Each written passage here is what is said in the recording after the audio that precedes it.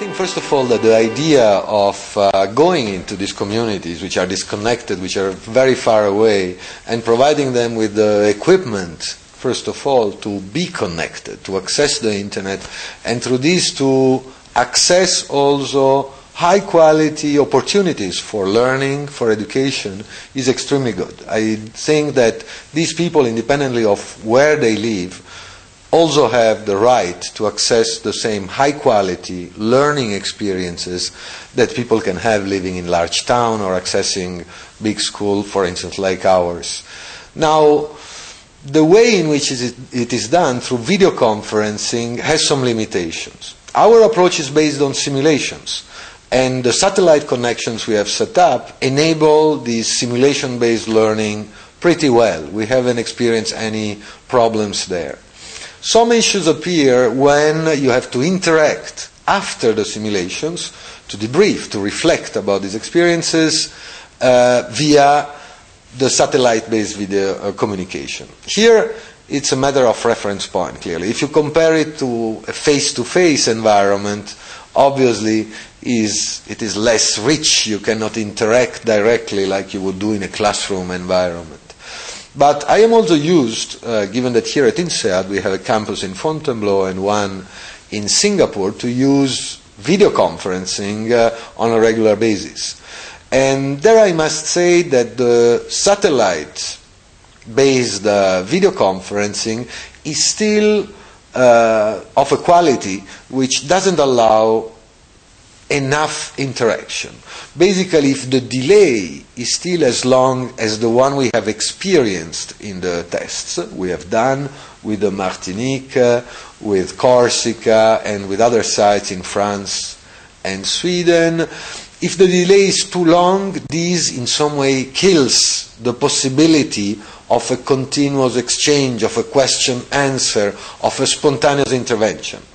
You have to redesign a little bit the way you intervene in terms of more one-to-many communication, then wait, and then respond quietly. So from an instructor point of view, you have to adapt in some way to the limitations of the medium.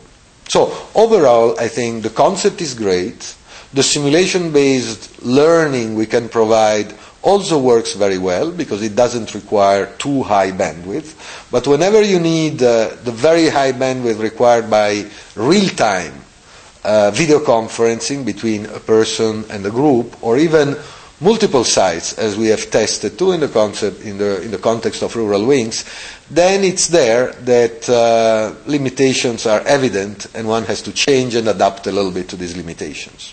When interacting with groups via such a long distance and via a video conferencing channel, it is clear that between you, who are supposed to animate, to facilitate the learning experience, and them, there is a real distance. They perceive you as far away. They might perceive you even as more authoritative because you come in from far away, typically projected on a large screen. So there is more kind of a power distance, which once again is not the ideal scenario for learning, in which actually the facilitator, the one who helps them reflecting about the simulation experience, should be with them, should be one of them, near to them.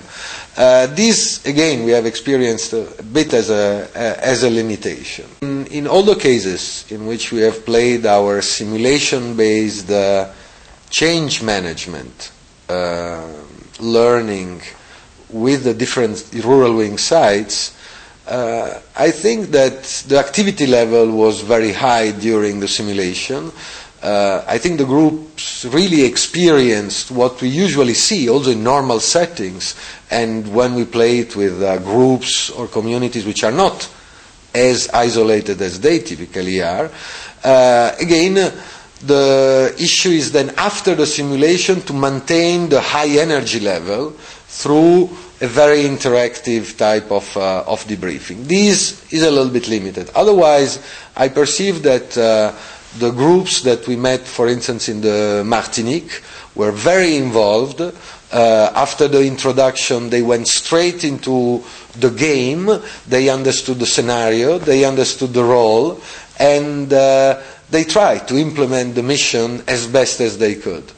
And I could feel that playing this experience provided a really good basis for then discussing their own problems, their own challenges with driving change and managing change. So in that terms, I think even in very faraway locations like in the Martinique, we have been able to successfully deploy this type of learning experience and hopefully have a real impact on the groups we have been able to work with. I think that the experiences we have been able to do until now within the RuralWings sites in northern Sweden as well as in France, in the Martinique, in Corsica, as well as in Montreux here near Fontainebleau, have been really convincing. The groups involved really seem to get value from this type of experience, and really we really succeed in